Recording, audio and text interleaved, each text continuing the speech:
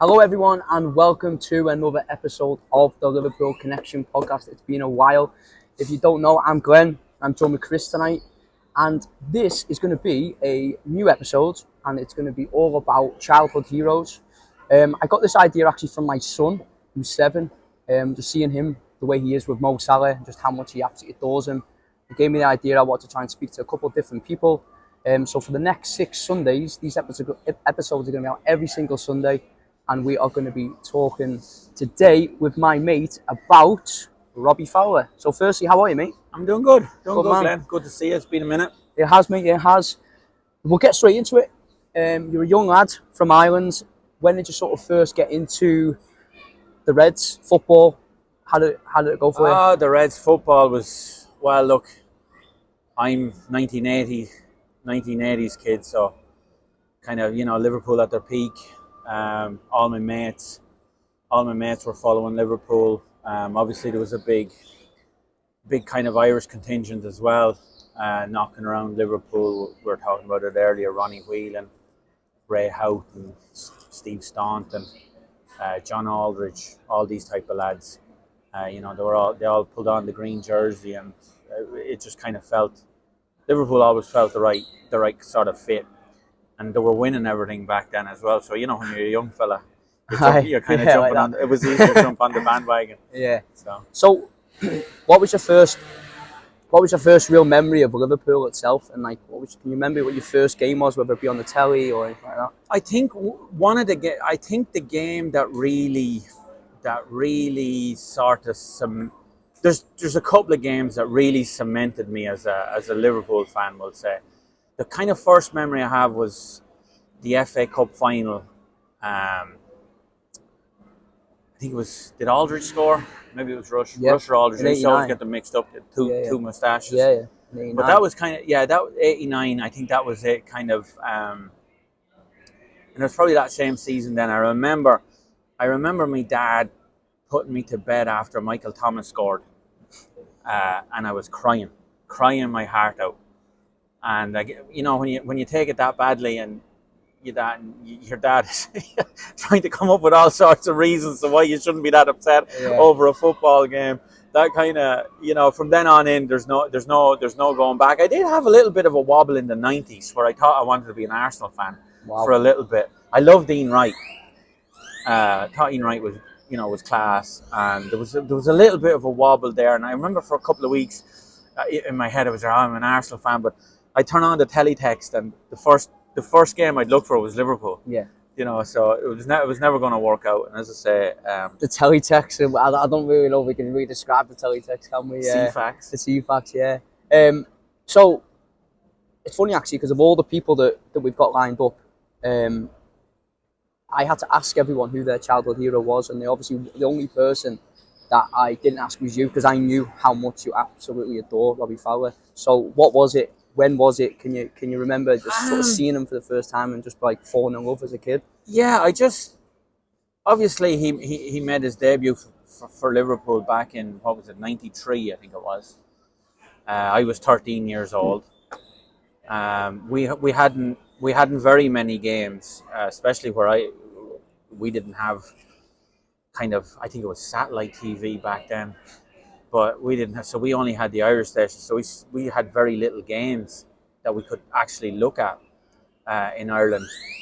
And I just, the first memory that I have is sitting in my granny's house the night he scored 5 goals against Fulham.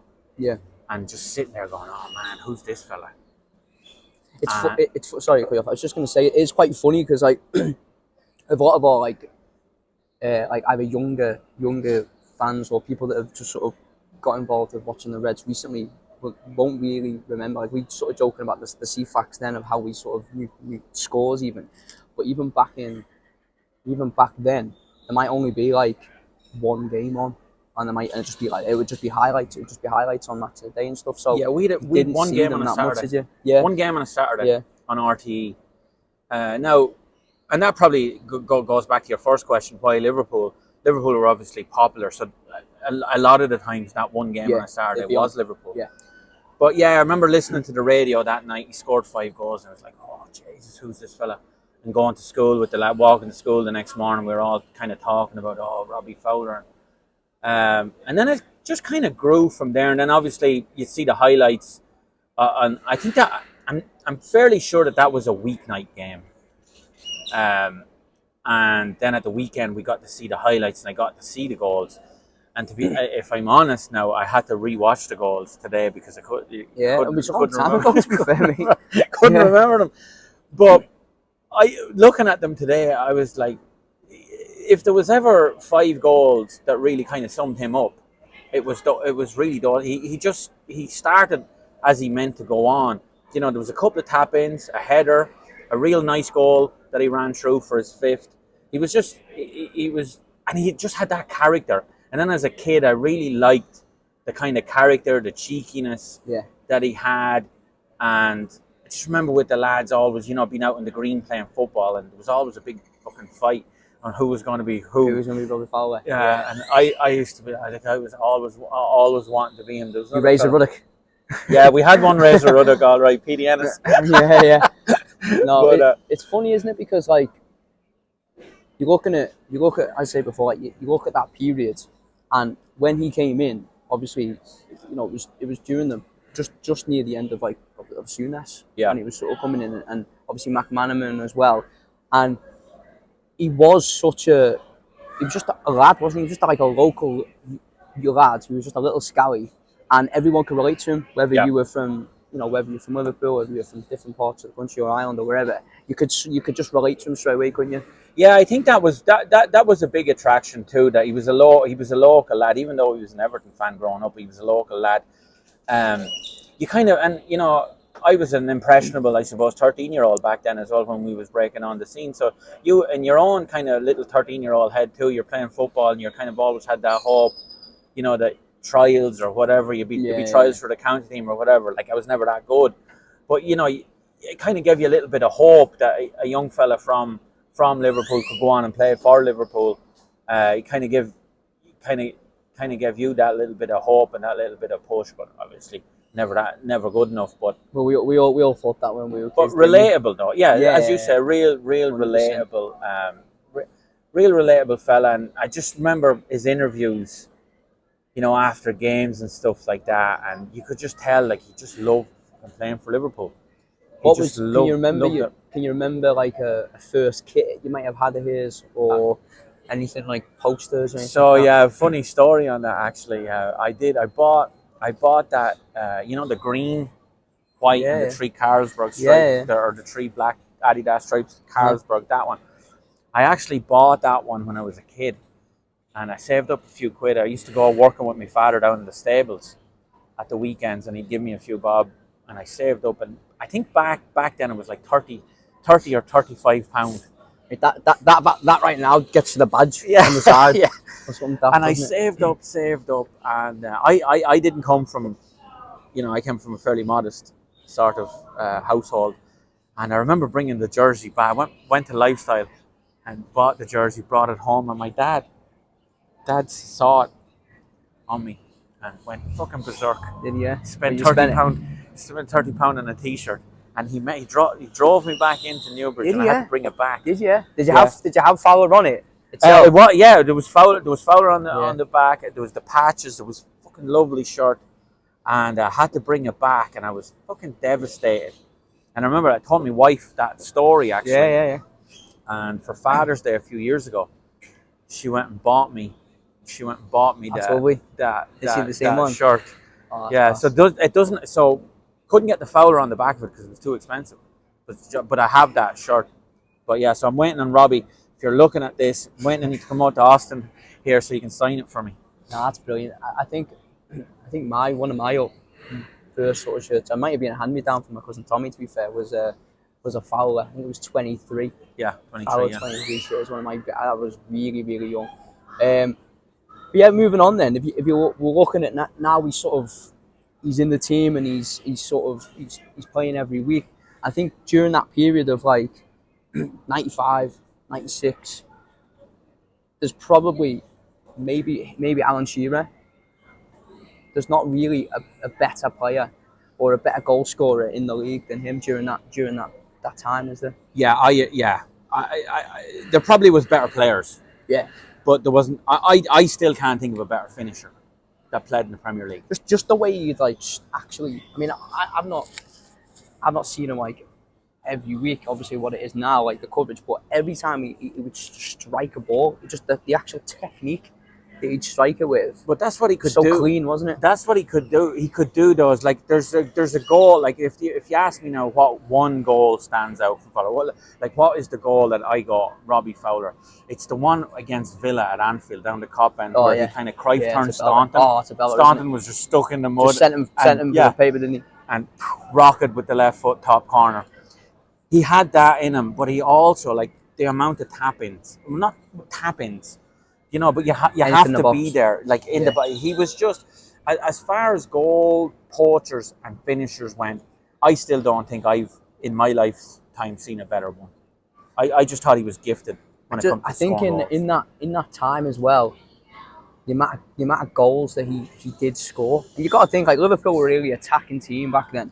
Like, obviously, the big thing is that if they had older, more experienced players, had better defenders, they may have went and gone on and won the league. But the amount of actual goals that he got within that time, it was Rob Jones. It was incredible. It was incredible, really, isn't it? If you think about it. But that injury, I think it was 98 and 97, 98. Getting that injury, there's no doubt about it. It just changed everything for him, didn't it? Yeah, it did. It did. It was unfortunate. It was unfortunate for him, to be honest, because it was really.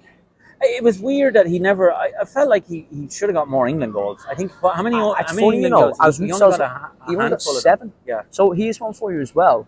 He played. I think it was 26 caps or something he got for England, and actual starts was something like 13 or 14 starts.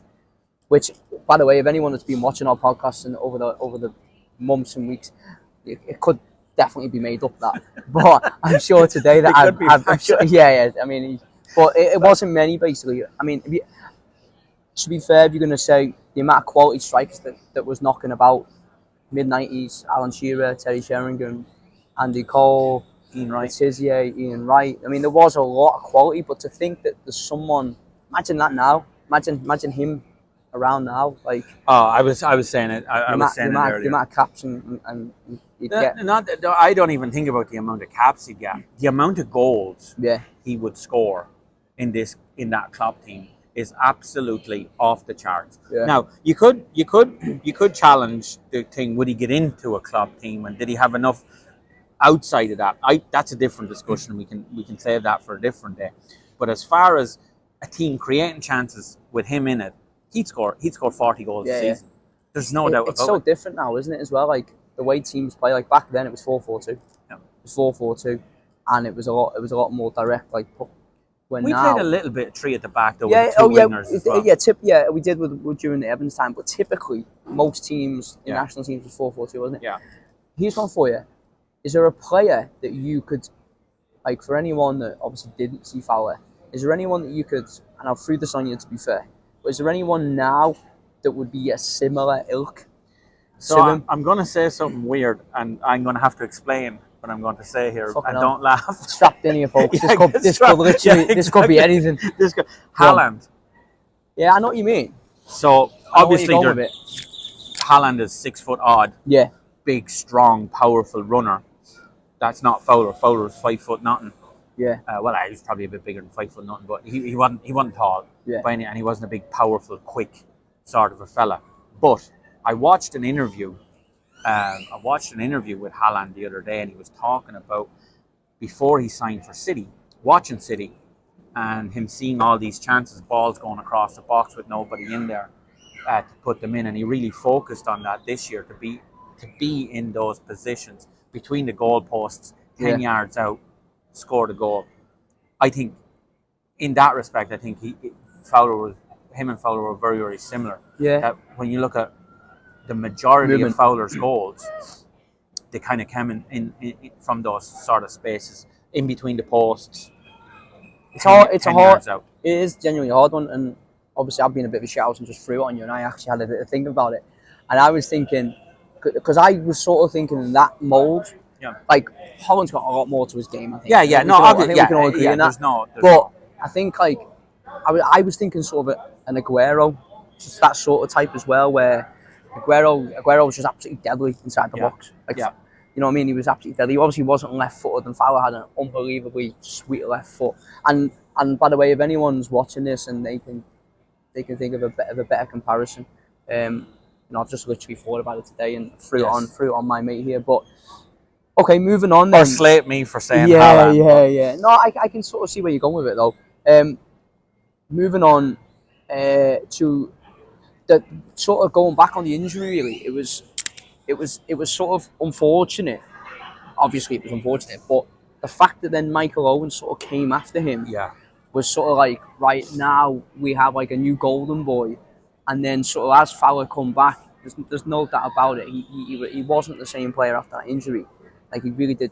He sort of did struggle, didn't he? And then having Owen, obviously it was good for Liverpool because we had another superstar coming in, but it just he really sort of struggled from that period on, didn't he? I think so, and I think probably because the team adapted to Owen a little bit more than they did to Fowler. Owen was all about pace back then, getting in behind, and that's really not Fowler's game. So I think there was a combination of a new kid on the block, plus the team probably changed up a little bit.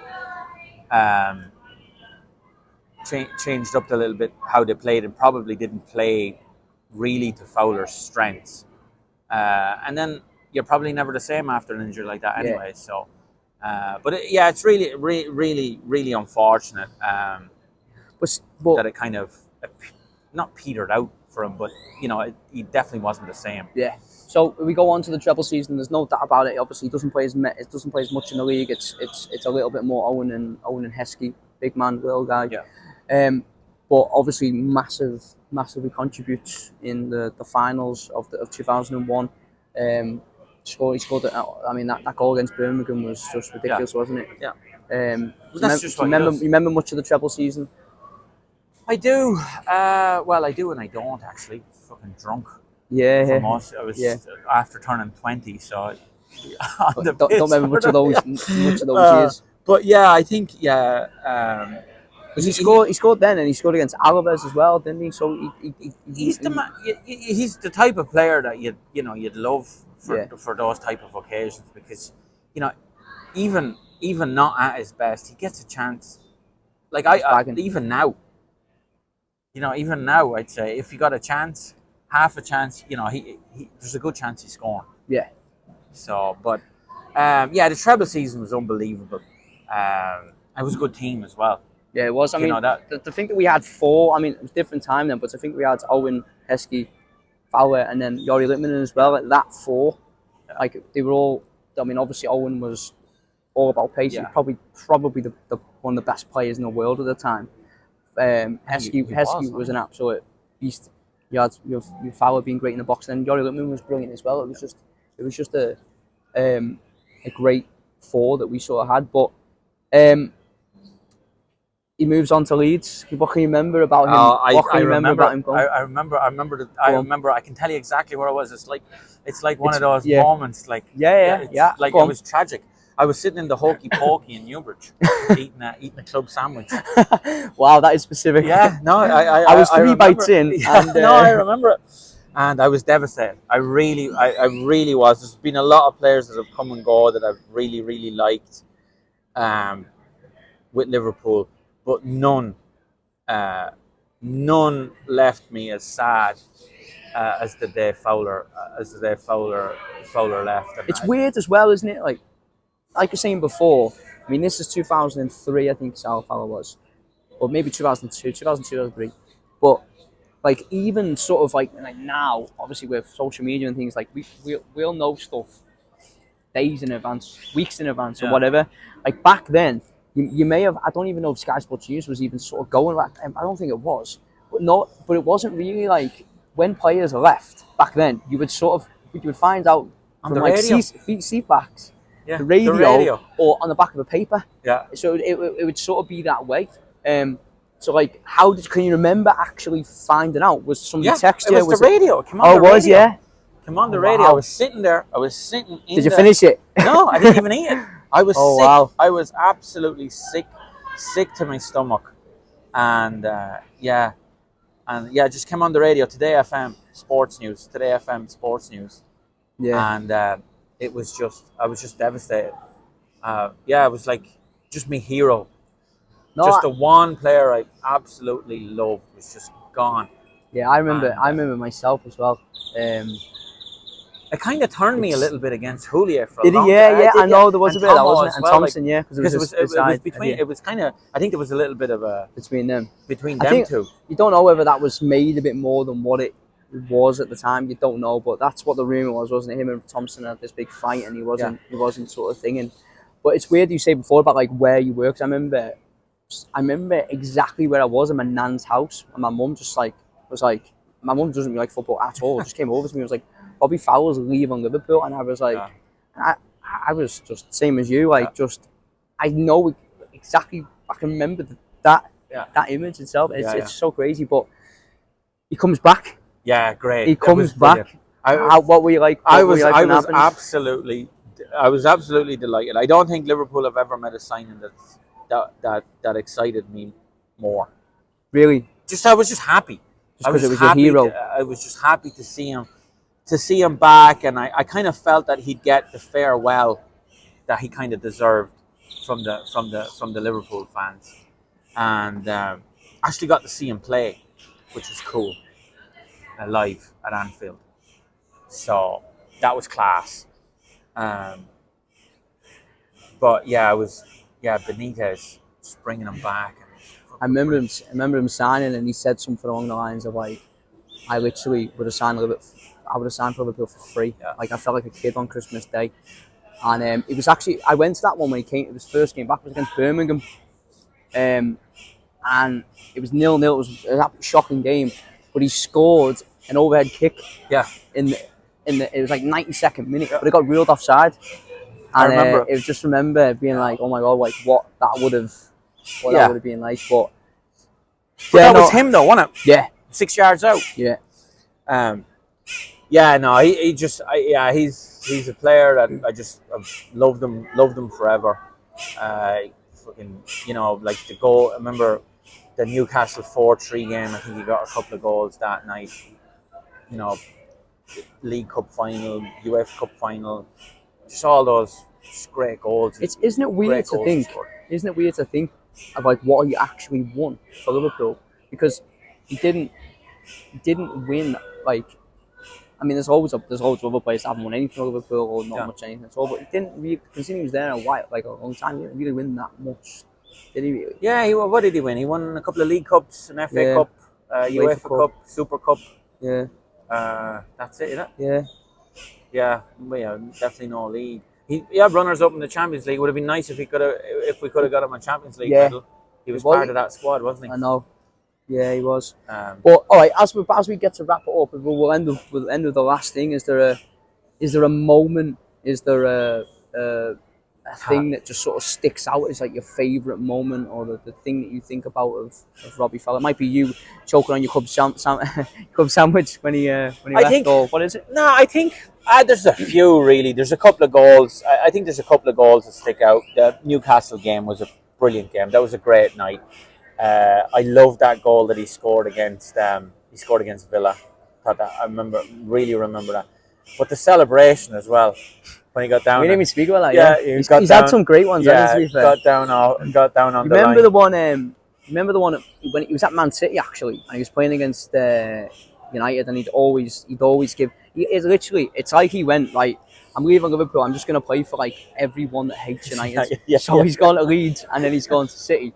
But I remember they were like, no, this might mean actually Everton actually.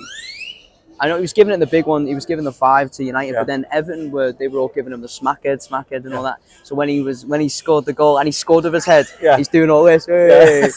Brilliant. He always had. Yeah, I think that's another thing why we loved about him. It's like that's the sort of thing that you would do or your mate would do, and you could relate to it. Couldn't you? No, he was cheeky. He had that. He was he was a cheeky guy. I just loved the chap. I thought he was a really good character, and please God, we'll get him over here and we'll get to meet him. Yeah. All right, mate. I really enjoyed that. It was good. Guys, what I'd like you to do is put in the comments any of your favourite Fowler moments. If you can remember any of those goals or anything that sort of was really important to you as a kid growing up, or anything that you can sort of remember. As I said to you at the start, these are going to be coming out every single Sunday morning, so stay tuned for them. And then before we go, if you can like, subscribe, and all that, that'd be fantastic. But from us in Austin, we'll see you later, and we'll see you on the next one. Take care. Thanks, Len.